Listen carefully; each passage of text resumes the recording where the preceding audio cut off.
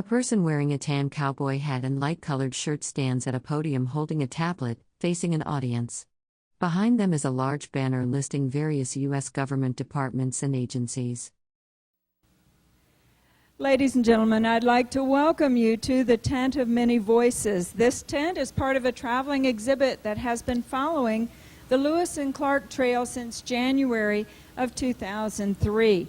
I've been on this project since last February, and we came up the Missouri River from St. Louis to North Dakota, took a break from the trail over the winter, and we're back in North Dakota the 1st of April to proceed on west, just like Lewis and Clark did 200 years ago.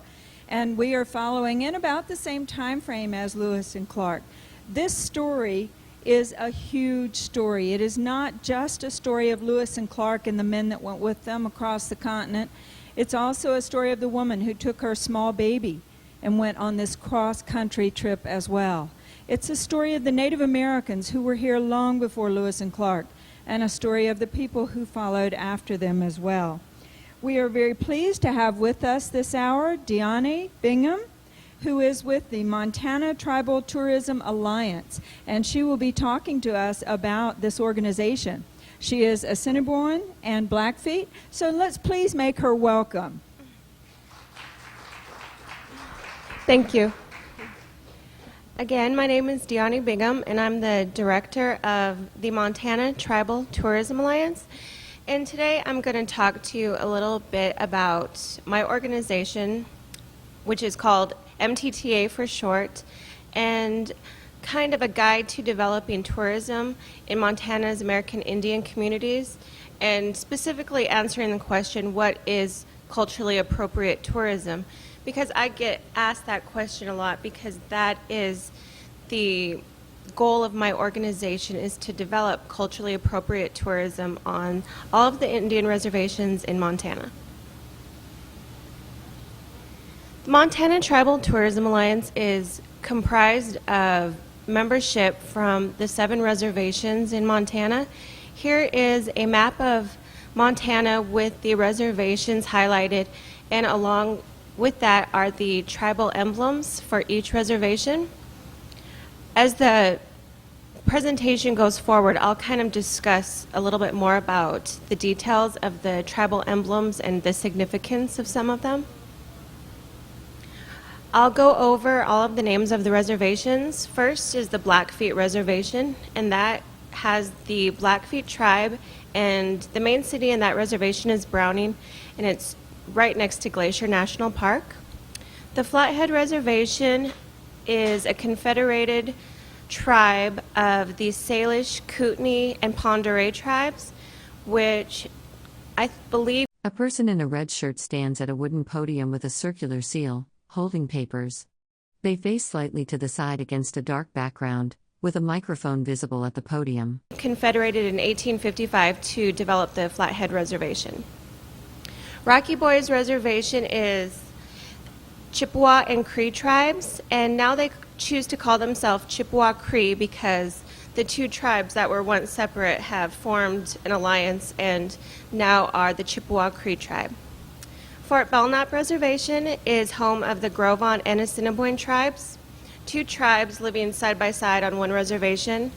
This has proved challenging but very interesting for Fort Belknap, and they are very successful in integrating Gros Ventre ways and Assiniboine ways. The Fort Peck Reservation is also home to the Assiniboine tribe along with the Sioux tribe, and that again is a reservation that has 2 tribes that live on the same reservation.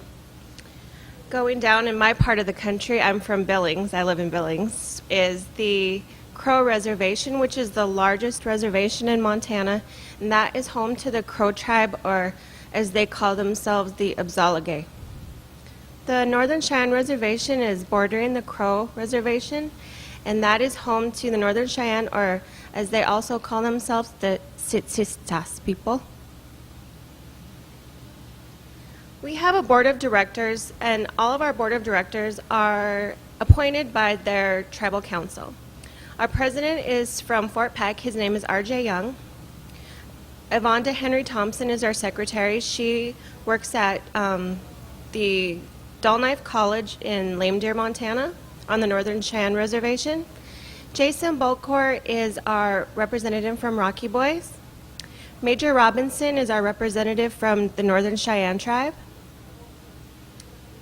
Actually, that name has changed. Mardell Plainfeather is no longer our Crow representative, but it is now Latana Old Elk, who took Mardell's position. She replaced Mardell just very briefly, short time ago. Clinton Brown is our representative from Fort Belknap, and Mary Jane Charlo is our representative from the Flathead Reservation, as is George Heavy Runners, our representative from the Blackfeet. Oh, I have Latana's name down here, so I didn't forget Latana. She is actually our vice president now as well. And I'm the professional staff, the only staff for the Montana Tribal Tourism Alliance. And my name is Dyani Bingham, and I live in Billings, and that's where our offices are headquartered. Our mission is to promote culturally appropriate economic development through tourism. And actually, the Lewis and Clark Bicentennial has been a very, very important part of this development because it has given us a foundation to build off of in terms. A person in a red shirt stands at a wooden podium with a microphone, reading from a laptop. The podium displays a circular seal. The background is dark, with decorative plants visible to the right. Of developing our programming, what kind of speakers are very interested in telling their story and working with visitors from around the world. So we've really used the Bicentennial as a time to identify people on each of the reservations that really are ready to share their story and their history and their culture with visitors from around the world.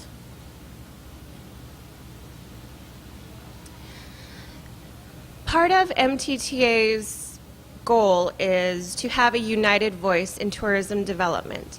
And we really want to tell our stories our way. There are so many tribes in Montana, and a lot of time stories get filtered and they're not necessarily true, word of mouth. Just so many different cultures, and we wanted to be able to tell our stories in our own way. So that's why one of the reasons why MTTA was developed. We are also working to protect the integrity of American Indians through culturally responsible planning and diverse partnerships.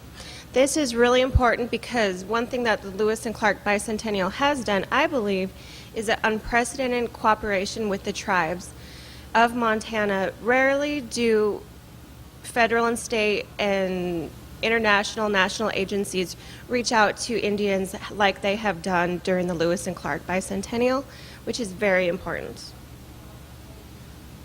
What MTTA does, we have developed what we call Tribal Ambassador Training, and it's a curriculum that kind of helps people decide what they want to talk about in terms of their own story and the story of their family and tribe. We're also working cooperatively through marketing partnerships. We do gathering of artists and package tours, and we also facilitate training for tour package development. So the big question is, what is culturally appropriate tourism? One meaning of culture, that's a question I get asked a lot. What does this culturally appropriate tourism mean? And so I was really in search of the meaning of culture, so I just went to the good old dictionary to help me find the answer to that question. And the dictionary said that the meaning of culture is the totality of socially transmitted behavior, patterns, arts, beliefs, institutions, and all other products of human work and thought. I thought, whoa, that doesn't really help me too much because that pretty much encompasses everything. So I think what I really got out of that is that culture is changing all the time as we as people change and as our world changes. So as Indians, we really, really have to adapt our culture and make it work for today. A person in a red shirt stands at a wooden podium with a seal, reading from a laptop. The background is dark. Decorative plants are visible to the right. American Indians live within two cultures, and I believe that all Americans live under the broad umbrella of American culture.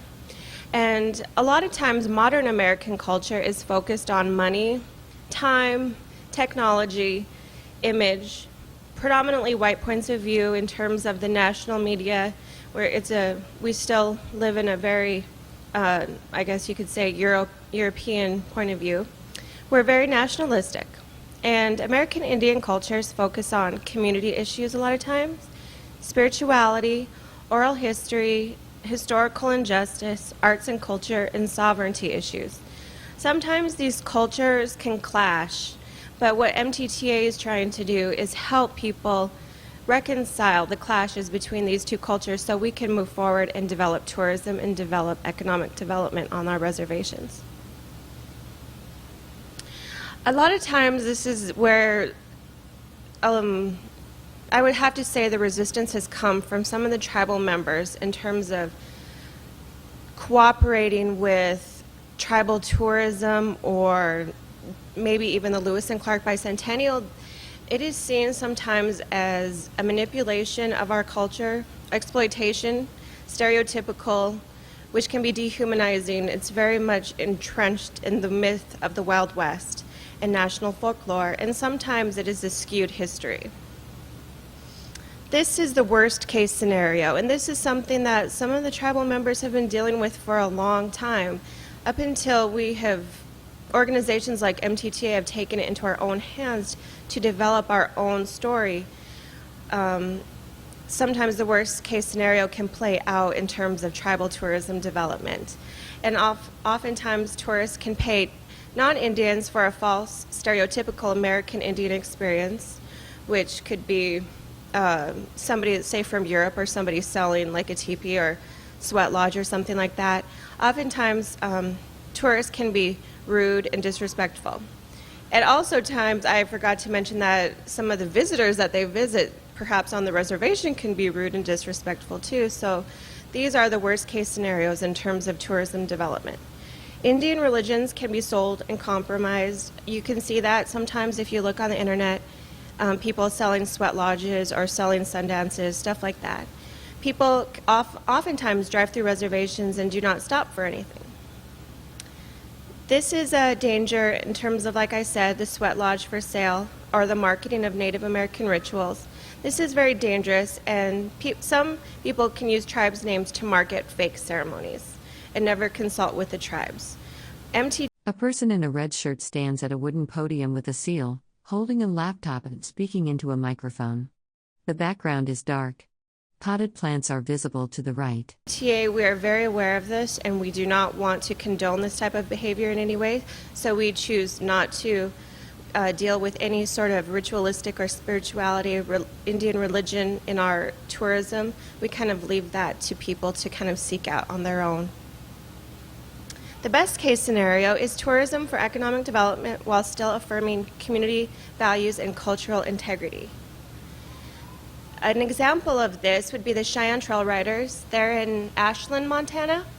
They use their whole entire family to conduct these trail rides, and basically they really study the history of the Northern Cheyenne people, ethnobotany, which is all the flowers and the meanings of all of the different medicinal uses of the plants on the Northern Cheyenne Reservation. The Wranglers are experienced, beautiful scenery and a warm family experience, and horses, which is very important to tribal tourism development. I'm going to just kind of fly by these tourism niches and markets because these are kind of the areas that we are looking to develop in terms of tribal tourism. Nature ecotourism emphasizes the natural world. Montana is a very beautiful state, so we want to really explore the flora, fauna, and ethnobotany, but also leave an undetectable small footprint on the natural world. And the natural attractions are, living in Fort Benton, you guys understand natural attractions because this is a very beautiful little town, so I don't think I really need to go into the natural attractions. Ecotourism would be hiking, walking tours, bird watching, horseback riding, fishing, stargazing, wildlife viewing. So what we want to do, what we really want to help the tribes do, is get to know the natural attractions in their community, because most of these natural wonders need protection and not promotion. And we can by identifying these areas, we can find and develop areas for activity, divert attention and interest from areas that we want to preserve and protect. Cultural tourism would be included in fine arts and museums. Arts and craft shows, that's a very important part in my mind because there are so many wonderful Indian artists in the state of Montana. A lot of times, though, they are working very hard to get their work done, to do their art, and they don't know how to market themselves or their work necessarily, so MTTA really helps people market their work, and we try to find places for them to show their work. Museums, interpretive centers, restaurants, wellness, resorts, gift shops, these are all areas that we're really seeking to develop. Heritage tourism focuses on the story of people and places told through interpretation of cultural landscapes. A person in a red shirt stands at a wooden podium with a circular seal, reading from a laptop. They're speaking into a microphone against a dark background with decorative plants visible on the right side. Preservation of or restoration of historic structures. This would include battle sites like the Little Bighorn Battle, battlefield pictograph caves, traditional games, archaeological sites, encampments like the one that we're going to have in Great Falls at the end of this month for Explore the Big Sky, music festivals, etc. Cultural heritage tourism is kind of a hybrid of eco-tourism, cultural tourism, and heritage tourism. And cultural heritage tourism is planned and implemented with community involvement and support, is respectful of family stories, and doesn't trivialize or commercialize Indian cultures. Recreation and adventure tourism is very common and activity-driven. This is another area that we'd be interested in developing because there's a lot of people who are very into staying in shape and kind of adventurous types, and on the reservations there's a lot of places that we would like to be able to explore this kind of adventure tourism as well. Here are some of the activities. I won't go through them. Framework for tourism development. What I really look for is work against any exploitation of people, land, and culture, balance entertainment with education, urge community members to tell their own story in their own way, and build tourism programs that benefit the people in the tribe both financially and socially. A lot of times, I think that the social problems are more important than the financial problems of some people. Just because we have money in our pockets doesn't mean that our community is necessarily any better off. So we really want to develop tourism in a way that helps us sleep at night in a good way. We feel good about ourselves and what we're doing and what we're sharing with people, visitors, and the community. Attributes for success. This is a lot harder than it seems sometimes. An open, friendly personality, supportive friends and family, detailed plans for businesses and marketings, punctuality. These are things that sometimes people don't associate with Indians necessarily. And so we're trying to work hard finding the people who we would consider as very open and friendly, who could put their best foot forward in representing their tribe, and who are very punctual and strong networkers, because these are elements of success that we really at MTTA need to develop for us to be successful in tribal tourism. Obstacles, of course, are money and infrastructure. Anybody who goes anywhere along the Highline. A person in a red shirt stands at a wooden podium with a circular seal, reading from a laptop. They are speaking into a microphone against a dark background, with decorative plants visible to the right. Or on the reservations know that infrastructure is sometimes sorely lacking. There's not necessarily really great fairgrounds or even restaurants in some cases.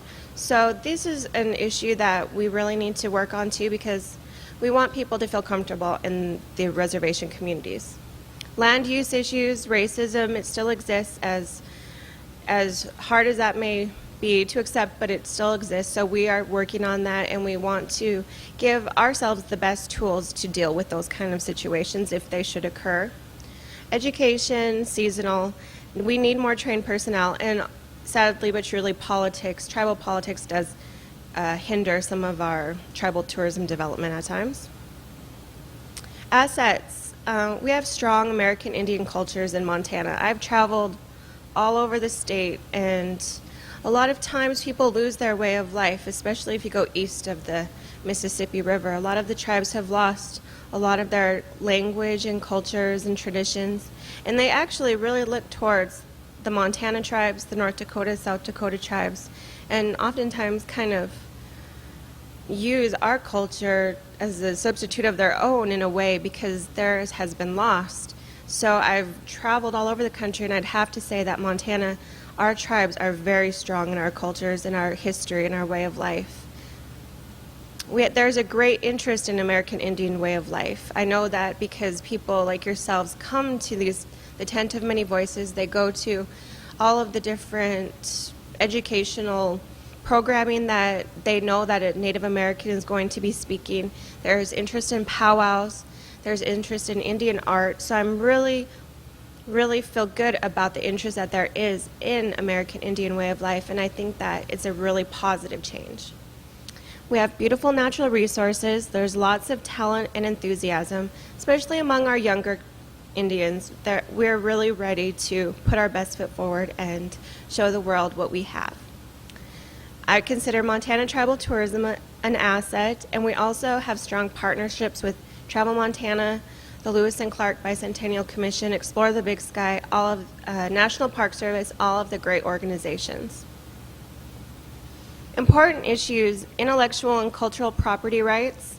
This is an issue that when you talk with any American Indian who's sharing their story, I think that it is something that they're interested in learning about, because in the past, sometimes people will share a story to a group of people, a very important historical or cultural story, and then that story may be printed in a book without recognition of the person who told that story. So we're really interested in learning. A person in a red shirt stands at a wooden podium with a seal, reading from a laptop. They are speaking into a microphone against a dark background with potted plants visible to the right. Our rights when it comes to the intellectual and cultural property rights. Sacred sites on and off the reservation. I consider the entire state of Montana a sacred site, but there are a lot of really special sites on and off the reservation that we are working with a whole bunch of different organizations to help preserve. Rude, disrespectful tourists. Those are important issues because oftentimes, especially if we're dealing with somebody maybe from back east or something who is very opinionated about what they think, it's up to us to really learn how to put our best foot forward and deal with them in the best way. Training and educating for tourism jobs, doesn't really happen too much in Montana. Also, how much to charge tourists. That's another issue, because we really need to think about not selling ourselves short, but also not charging too much to the tourist. Tourism can bring much needed dollars and jobs directly to our communities and open the doors to funding that can establish cultural and community centers and interpretive sites, help preservation for land and language, and foster a new generation of small, successful businesses on the reservations. Here's a glimpse of Montana's reservations. The Fort Peck Reservation is home to the Assiniboine and Sioux tribes. It was established in 1871. There's more than 2 million acres on that reservation. The southern border is the Missouri River, and the northern border is 50 miles south of Canada, and there's lots of open prairies and farms. Fort Peck attractions include the Assiniboine and Sioux Culture Center and Museum in Poplar, which features a permanent exhibit of Assiniboine and Sioux heritage arts and crafts. The Fort Peck Community College, which has the Upper Missouri River Institute and gift shop. And annually it sponsors 7 powwows, which is the most of any other reservation. There's excellent dancers, rodeos, arts and crafts, and sports. The Fort Peck Assiniboine and Sioux tribal flag was designed by Roscoe White Eagle, and it symbolizes 2 chiefs holding the sacred buffalo robe to signify the bond between the 2 tribes living together in harmony. The Fort Belknap Reservation is home of the Grovon, or as they refer to themselves, the Ahaninin, or the people of the White Clay, and the Assiniboine, which is Nakota, or generous ones. The land base of 650,000 acres, which has plains and grasslands, it's prime buffalo country. Fort Belknap attractions include buffalo tours and reservation tours, the scenic Mission Canyon south of Hayes, lots of wildlife. A person in a red shirt stands at a wooden podium with a circular seal, reading from a document. They are speaking into a microphone against a dark background with decorative plants visible to the right. And hunting and fishing. And the Fort Belknap flag symbolizes a traditional shield that protects both tribes. The circular shape of the shield represents the circle of life. The buffalo skull symbolizes the two tribes, different colors but functioning as a whole. The white jagged line on the buffalo skull represents the Milk River. The Snake Butte, a place of sacred power, is illustrated above the skull. And two arrowheads signify strong traditional ties with the past. 7 feathers hang from the shield. There is a feather for every 2 of the 12 council members, with a center feather for the tribal chairman. The Chippewa Cree tribe of the Rocky Boy Reservation is located in north central Montana near the Bear Paw Mountains, right close to where you guys are. It's home to the Cree descendants from Canada and from Chippewa that had moved east from the Turtle Mountains in North Dakota. Rocky Boy attractions include Bear Paw Ski Bowl, and they're also developing their own tour packages specifically for hunting. The Rocky Boy flag, the sun's rays symbolize the sacred grass dance chiefs active in preserving Chippewa Creek culture, and the writing under the sun represents good health and fortune for the tribe. There's also some very other important things integrated, like the teepee, which is the home, the sweetgrass, which is a very important part of our daily prayers, I guess you could say. A lot of people believe that when you burn the sage and the sweetgrass, the smoke carries your prayers up to the Creator. The Blackfeet tribe has a reservation land base of 1.5 million acres, bordered by Canada and Glacier National Park. The Blackfeet name derived from blackened moccasins they wore. It's not quite clear if the moccasins were blackened by like the fire, sitting very close to the fire, kind of warming up your feet, or if we actually had paint and painted the bottoms of our moccasins black. The Blackfeet attractions include home of the Museum of the Plains Indian, beautiful scenery and wildlife, North American Indian Day celebration, and they also have a really great website called blackfeetnation.com. The Blackfeet flag has acoustic with 29 eagle feathers. Acoustic is very important because it was used by our warriors, and the warriors would count coup on their enemy, and when you counted coup on your enemy, it told your enemy that you respected him enough to not kill him, but get in close enough to touch him so he knew that. A person in a red shirt stands at a wooden podium with a circular seal, reading from a white document. A microphone is positioned in front of them. The background is dark, with decorative plants visible to the right. If the time came, you really could, but it's a respectful form of warfare, I believe the acoustic is, and also it symbolizes the strength of a warrior. The Blackfeet Reservation outlined in the middle of the circle of 32 eagle feathers, and the Pikunni branch of the Blackfoot Confederacy is in Montana. You can see that it says the Blackfeet Nation Pikunni. That's what the Blackfeet in Montana refer to themselves as Pikunni. The Siksika and the Blood branches are in Canada. The Flathead Reservation Confederacy was formed by the Hellgate Treaty of 1855. The Confederacy made up of the Pend Oreille, Kalispels, Kootenays, and the Salish tribes. The Flathead attractions include the People Center, which is right in Pueblo, and it has Native Adventures, which is a very informative daily kind of program for visitors. Flathead Lake, traditional encampments, and lots of powwows. The flag of the Salish, Kootenai, and Pend Oreille tribes is significant for the power of the sun. That is the sun that's behind the teepee. The blue water from the mountains, which is, I believe it's a right by what, and recognized in their treaties, that the water that comes off of the mountains, the Mission Mountains off of the reservation, is the property of the tribes. The mountains signify earth, and the teepee represents home. The 7 eagle feathers and the bow and arrow represent protection of the homeland. The Crow or Abzalagay tribe. Crow Abzalagay translates as children of the large beaked bird. 85% of the tribal members speak Crow as their first language, and it's located in south central Montana. They have a large buffalo herd and vast coal deposits that I think they're looking at developing probably right as I speak. Crow Reservation has more people speaking their language than any other reservation in Montana.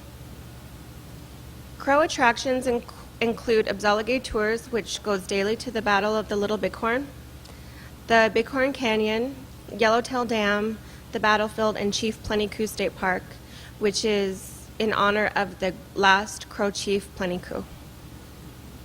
The Abzalagay flag signifies the white teepee is a symbol of life with 4 poles as the base.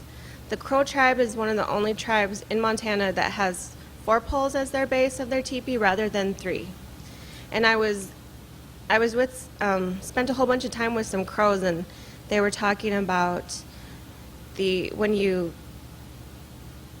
person in a red shirt stands at a wooden podium with a seal, reading from a laptop. They have long dark hair and their eyes are closed. A dark background and potted plants are visible behind them. The teepee poles signify the man and the woman and the daughter and the son. And also, when you put the stakes into the teepee, the bottom of the teepee, that is significant of badger claws. And you have to kind of dig the pole or the stakes in the teepee pretty well because it holds down like a badger would hold down. A pipe is a sacred gift. The Crow tribe also has a sacred tobacco plant and the 3 mountain ranges on the Crow Reservation. The war bonnets represent the warrior society of the Crow, good men from the mother's clan and good men from the father's clan. The last reservation is the Northern Cheyenne, the home of the Tsitstas, or human beings. They have a smaller reservation, 437 acres in southeast Montana.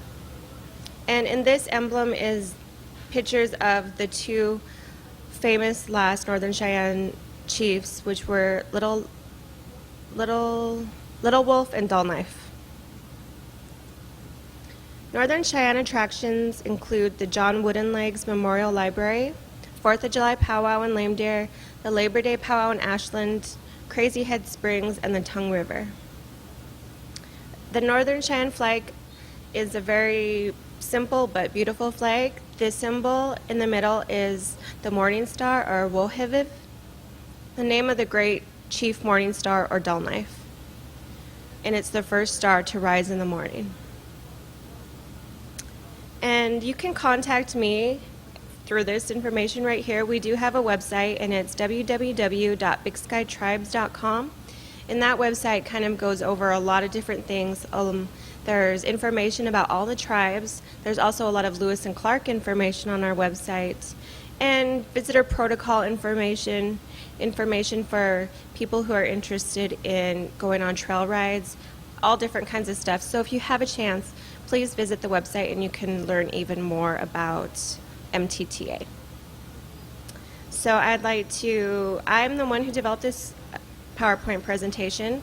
I'd like to give thanks to Tribal Planning Services, another Indian-owned organization that I work with that helps me develop my PowerPoint presentations, and the National Park Service Challenge Cost Share Grant.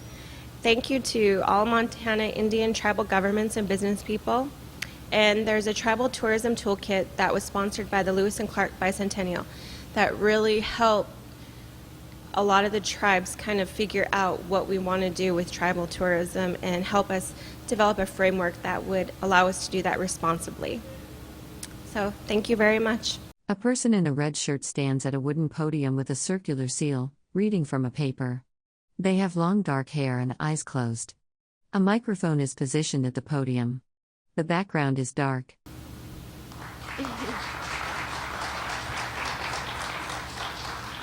Do any of you have any questions you'd like to ask Dyani about tribal tourism and about the development of tribal tourism, or just visiting in native lands? If you have any questions, we'll be glad to field them at this time. All right, let's give Dyani a big hand. Thank you very much for coming. It was our pleasure to have you here today. Thank you. Please come back and join